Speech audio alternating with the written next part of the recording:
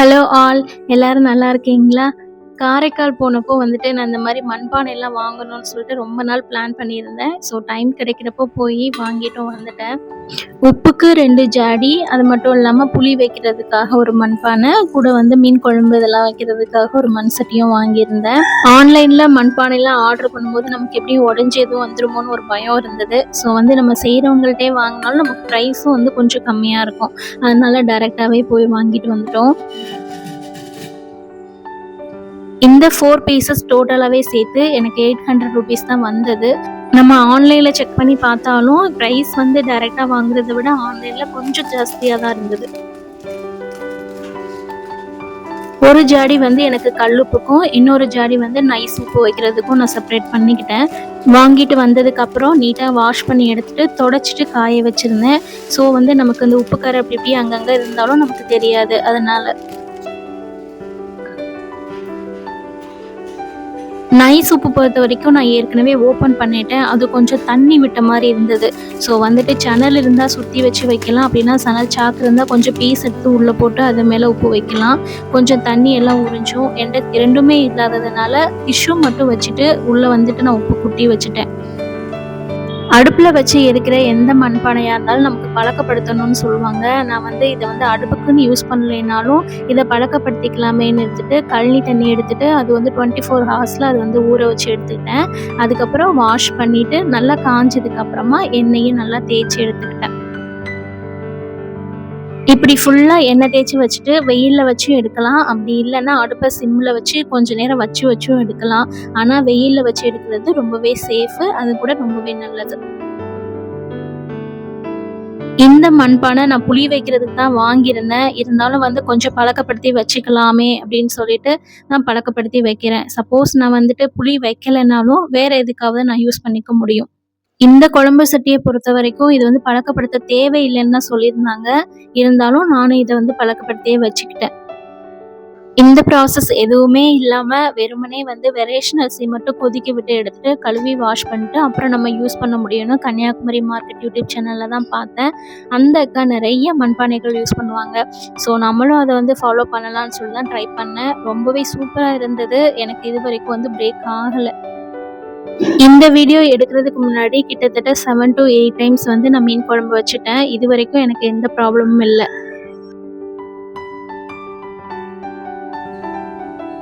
நான் லாஸ்ட்டாக அப்லோட் பண்ண லாங் வீடியோவில் எனக்கு வந்துட்டு லொடன் பேசிக்கிட்டே இருக்கிற மாதிரி இருந்தது. ஸோ இந்த வீடியோவில் கொஞ்சம் பிரேக் கொடுத்து நம்ம பேசலாம் அப்படின்னு சொல்லிட்டு தான் ட்ரை பண்ணியிருக்கேன். இந்த சேனல் ஆரம்பிச்சுலேருந்து ஒவ்வொரு வீடியோவிலையுமே கொஞ்சம் நான் லேர்ன் பண்ணியிருக்கேன். கொஞ்சமாக கரெக்ஷன் பண்ணி தான் ஒவ்வொரு வீடியோவுமே அப்லோட் பண்ணுறேன். என்னால் கண்டினியூஸாக வீடியோஸ் வந்து அப்லோட் பண்ண முடியாதனால ஏதோ ஒரு மிஸ்டேக் பண்ணுற மாதிரியே தோணும். இருந்தாலும் அப்புறம் ஃபுல் வீடியோ பார்க்கும்போது எனக்கே கொஞ்சம் திருப்தி இருக்கும். இருந்தாலும் ஒவ்வொரு வீடியோவிலையும் நான் இம்ப்ரூவ் பண்ணுவேன். கோயம்புத்தூரில் ஒர்க் பண்ணும்போது என்னோட கூட ஒர்க் பண்ண டீச்சர் சொல்லுவாங்க, நம்ம ஒவ்வொரு நாளும் ஏதோ வந்து லேர்ன் பண்ணிகிட்டே தானே இருக்கோம் அப்படின்னு சொல்லிட்டு. ஆமாங்க, கண்டிப்பாக கொஞ்சம் நம்ம யோசிச்சு பார்த்தோம் அப்படின்னாக்கா ஒவ்வொரு ஸ்டேஜ்லையும் ஒருத்தவங்கள்ட்ட இருந்தோ அல்லது ஏதோ ஒரு சுச்சுவேஷனில் இருந்தோ ஏதோ ஒன்று லேர்ன் பண்ணிக்கிட்டே தான் இருப்போம். மேரேஜுக்கு முன்னாடி வரைக்கும் அம்மா வீட்டில் நான் சமைச்சதே கிடையாது. நான் இங்கே வந்து தான் கற்றுக்கிட்டேன், சமைக்கவும் ஆரம்பித்தேன். இது ஃபர்ஸ்ட் டைம் வந்து இந்த மண் சட்டிலாம் செய்யும்போது எனக்கு ரொம்ப பயமாக இருந்தது. எண்ணெய் ஊற்றுனதுக்கப்புறம் தாளிக்கும் போதெல்லாம் எங்கே இது வெடிச்சிருமோலாம் பயம் இருந்துச்சு. அதுக்கு மீன்ஸ் ரெண்டாக வந்து விருப்படும் இல்லையா, அந்த மாதிரி விருப்பட்டுருமோன்னு பயம் இருந்தது. குழம்புலாம் கொதிக்கும் போது எனக்கு ஒரு பயம், என்னன்னா இது ரெண்டாக விருப்பட்டு அந்த குழம்பெல்லாம் வந்து அடுப்பு ஃபுல்லாக போயிடுமோ, என்ன ஆகுமே தெரியலன்னு சொல்லிட்டு ஒரு பயத்தோடு தான் சமைச்சேன். குழம்பெல்லாம் வச்சு முடிச்சதுக்கப்புறம் ஒரு பெரிய திருப்தியே இருந்தது. அதுக்கப்புறம் நான் கண்டினியூஸாக மீன் குழம்பு வைக்கும் போதெல்லாம் நான் இந்த சட்டி தான் யூஸ் பண்ணுறேன். ஸோ எனக்கு வந்து இப்போ பயம்லாம் போயிடுச்சு. கொஞ்சம் தைரியமாக இப்போல்லாம் மீன் குழம்புலாம் செய்ய ஆரம்பிச்சிட்டேன். மீன் குழம்பு வந்து ஒவ்வொரு ஏரியாலையும் ஒவ்வொரு விதமாக செய்வாங்க. நான் எப்போவுமே செய்கிற மாதிரி எண்ணெய் ஊற்றிட்டு கொஞ்சமாக வந்து வெந்தயம், கடுகு எல்லாம் போட்டு நல்லா செவந்ததுக்கப்புறமா கொஞ்சம் பச்சை மிளகாய், கொஞ்சம் வந்து வெங்காயம் போட்டு வதக்கினதுக்கப்புறம் அப்புறம் கருவேப்பிலை நல்லா பொரிஞ்சதுக்கப்புறமா தக்காளி சேர்த்துக்குவேன். இதில் வந்துட்டு எல்லாமே நல்லா வந்து எனக்கு சுண்டி வரணும். அதாவது எண்ணெய் மட்டும் நல்லா பிரிஞ்சு இருக்கு இல்லையா, அந்த ஸ்டேஜுக்கு வந்ததுக்கப்புறமா மசாலாலாம் ஆட் பண்ணிவிட்டு மசாலாலையும் எண்ணெய் பிரிஞ்சதுக்கப்புறமா தான் புளி தண்ணி ஊற்றிட்டு எவ்வளோ தண்ணி வேணுமோ அதெல்லாம் ஆட் பண்ணிக்குவேன். இந்த குட்டி ஜார் வந்து நான் மீஷோல தான் பர்ச்சேஸ் பண்ணேன். இதில டோட்டலா பார்த்தீங்க அப்படின்னாக்கா 4 ஜார்ஸ் இருக்கும். ஒரு பிளேட்ல ஒரு 4 ஜார்ஸ் இருக்கிற மாரி வந்து குடுத்துருப்பாங்க. இது வந்து அரவுண்ட் வந்து 400 சம்திங்ல தான் நான் பர்ச்சேஸ் பண்ணியிருந்தேன். அதாவது இந்த 4 ஜார்ஸ் அந்த டோட்டல் ஃபுல்லா செட்டையுமே வந்துட்டு நான் வந்து 400 சம்திங் ரூபீஸ்க்கு வாங்குனேன். வாங்கும்போது குவான்டிட்டி எல்லாமே செக் பண்ணாம வாங்கிட்டேன். ரிசீவ் ஆனதுக்கு அப்புறம் தான் தெரிஞ்சது, ஐயோ! ரொம்ப குட்டி குட்டி ஜாரா இருக்கே! இது நமக்கு எதுக்கு தான் யூஸ் ஆகும்னு.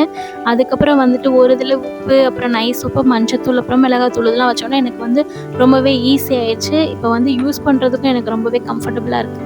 இது ஓப்பன் பண்ணி பார்த்த உடனே எனக்கு இந்த ஜார்ஸ் வந்து ரொம்பவே பிடிச்சிட்டு. ஏன்னா அது வந்து ஹேண்ட் பெயிண்டிங் தான். அதனால எனக்கு ரொம்ப ரொம்ப பிடிச்சிருச்சு. அது மூலம் எனக்கு ரிட்டர்ன் போட மனசே வரல. ஸோ வந்து நம்ம எதுக்காவது யூஸ் பண்ணிக்கலாம்னு சொல்லிட்டு தான் வச்சிருந்தேன். ஃபைனலா இதுக்கு எனக்கு ரொம்பவே யூஸ்ஃபுல்லா இருந்தது. நாங்க இருக்கிற இடம் கடலோர பகுதினால இங்க மீன்கள் அதிகமாவே கிடைக்கும். இப்ப போட்டெல்லாம் போகாதனால கரவல மீன் தான் ரொம்ப அதிகமா இருக்கு.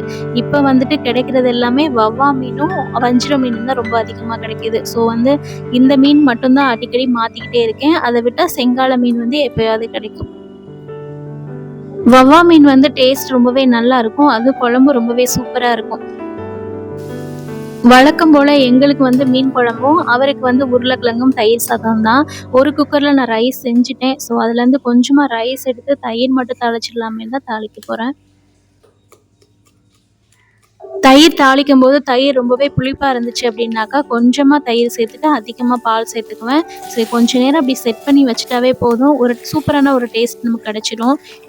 மத்தியானம் லஞ்சுக்கு தயிர் சாதம் கொண்டு போறோம் அப்படின்னாக்கா, அத நம்ம மார்னிங்கே ரெடி பண்றோம்னா, இந்த மெத்தட்ல நம்ம ட்ரை பண்ணோம் அப்படின்னாக்கா, மத்தியானம் சாப்பிட போம்போது சாதம் வந்து இப்படி புளிச்சு போயும் இருக்காது. கரெக்ட்டா இருக்கும். ரொம்பவே டேஸ்ட்டாவும் இருக்கும். இன்னைக்கு லஞ்சுக்கு ரைஸு, உருளைக்கிழங்கு ஃப்ரை, மீன் குழம்பு, அப்புறம் வந்து தயிர் சாதம் எல்லாமே ரெடி ஆயிருச்சு. ஊர்ல கொஞ்ச நாள் இல்லாதனால நான் மளிகை ஜாமான்ல கொஞ்சம் கொஞ்சம் வாங்கி அத ஃபில் பண்ண வேண்டியது இருந்தது. ஸோ வந்து கொஞ்சம் மட்டுமா வாங்கியிருந்தேன். என்ன வேணுமோ அது லிஸ்ட் மட்டும் குடுத்துருவேன். வீட்ல கொண்டு போய் குடுத்துட்டாங்க அப்படின்னாக்கா, அவங்களே கொண்டு வந்து வீட்ல குடுத்துருவாங்க.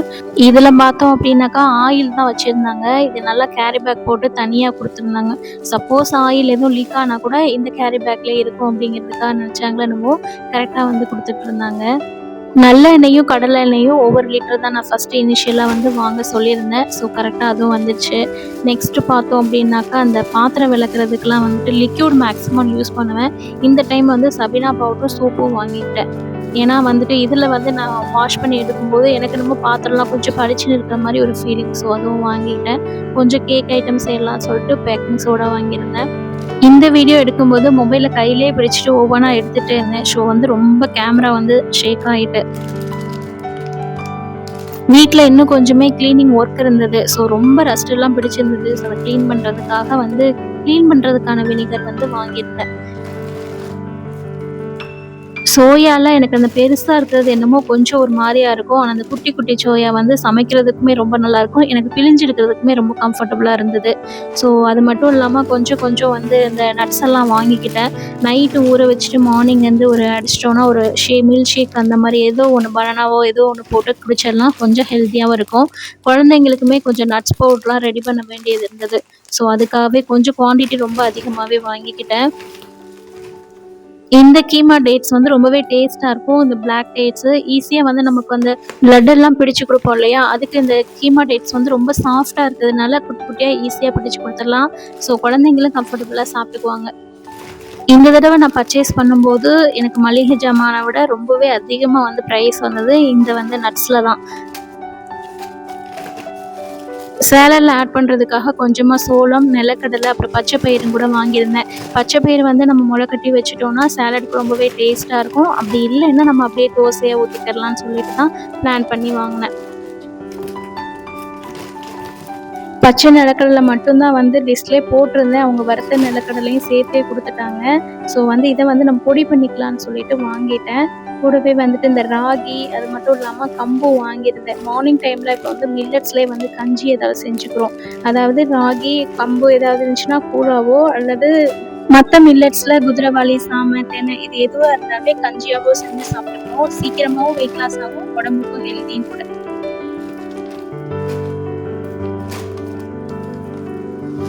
கம்பு, கேழ்வரகு இது 2லையுமே நம்ம மெஷினில் கொடுத்து தான் அரைக்கணும்னு அவசியமே கிடையாது. கம்பை வந்து நம்ம டைரெக்டாக வாஷ் பண்ணிவிட்டு ஒரு 1/2 அன் ஹவர் ஊற வச்சு கூட அரைச்சி நம்ம கூழ் செஞ்சுக்கலாம். அப்படி இல்லைன்னா கொஞ்சம் கூழ் செய்கிறதுக்கு முன்னாடி கூட சும்மா வாஷ் பண்ணிவிட்டு அப்படியே மிக்சியில் கொடுத்து அடிச்சுட்டு அப்படியே கூழ் செஞ்சுக்கலாம்.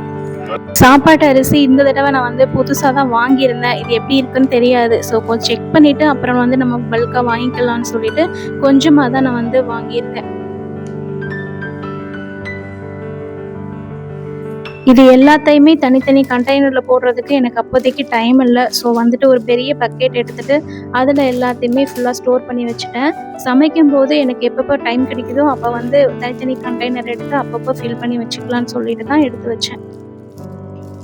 வைக்கும் போதே வந்து எந்த பொருள் எங்கெங்கே வைக்கிறோன்னு சொல்லிட்டு கொஞ்சம் ஞாபகமாக தான் வச்சேன். ஸோ எடுக்கும்போது நமக்கு குயிக்காகவும் எடுக்கும்போதும் சமைக்கிற அவசரத்தில் எது எங்கே இருக்குன்னு தேடாமல் இருக்கிறதுக்காக ஒவ்வொரு நாள் பார்ட்டிஷன் பண்ணி வச்சுக்கிட்டேன்.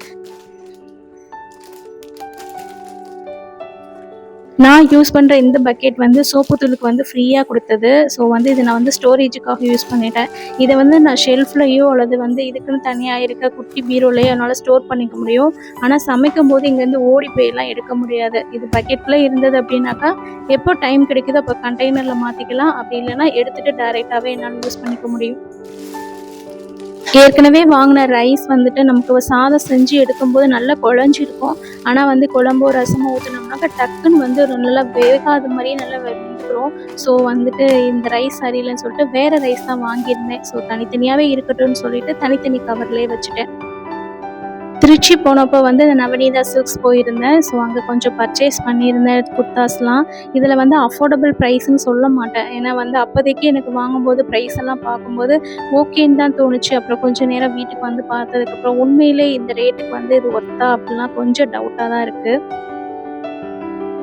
டோட்டலாக வந்து 3 குர்தாஸ் வந்து நாங்கள் எடுத்தேன். 2 குர்தா வந்து ஒரே டிசைனில் பட் டிஃப்ரெண்ட் கலரில் எடுத்திருந்தேன். 2மே சேம் ப்ரைஸ் தான். இது வந்து இந்த குர்தா வந்து பார்க்கும்போது ரொம்பவே பிடிச்சிருந்தது. ஸோ அந்த லைட்டுக்கோ என்னமோ நான் டக்குன்னு எடுத்துட்டேன். ஆனால் வீட்டுக்கு வந்து பார்க்கும்போது கொஞ்சம் நல்லா இருக்க மாதிரி இருந்தது. ஆனால் வந்து அது வந்து நான் வியர் பண்ணதுக்கப்புறம் ரொம்ப சூப்பராகிடுச்சு. ஃபர்ஸ்ட்டு பார்த்த குர்தா வந்து 950 ருபீஸ்.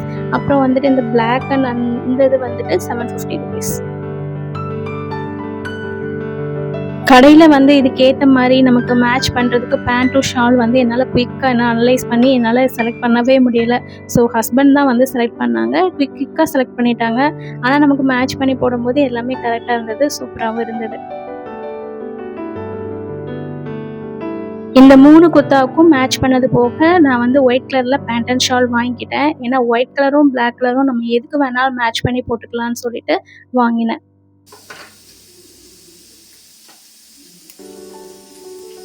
இது வந்து பெரிய மணி பிளான்ட், பெரிய பெரிய லீஃப் வச்சிருக்கும் இல்லையா, அந்த மணி பிளான்ட் தான். அதில் வந்து குட்டியாக அந்த மாதிரி ஓடி இருந்துச்சு. ஸோ வந்து இதை நம்ம யூஸ் பண்ணிட்டா இது ரொம்ப நாள் வரைக்கும் வாடாமல் இருக்கும். கொஞ்சம் தள்ளி விட்டு ரொம்ப அழகாக வரும். ஒரு பாட்டில் மட்டும் எடுத்து சுத்தம் பண்ணி வச்சுருந்தேன். ஸோ இன்றைக்கி தான் டைம் கிடச்சிது. அதையும் எடுத்து நான் வச்சுட்டேன். ரொம்பவே அழகாக இருக்குது. லைட்டாக தளிர் வந்திருக்கு. உங்களோட டைமிங்க்கு ரொம்பவே நன்றி. வீடியோ பிடிச்சிருந்தா லைக் பண்ணுங்கள், ஷேர் பண்ணுங்கள், சப்ஸ்கிரைப் பண்ணுங்கள். See you all in the next video.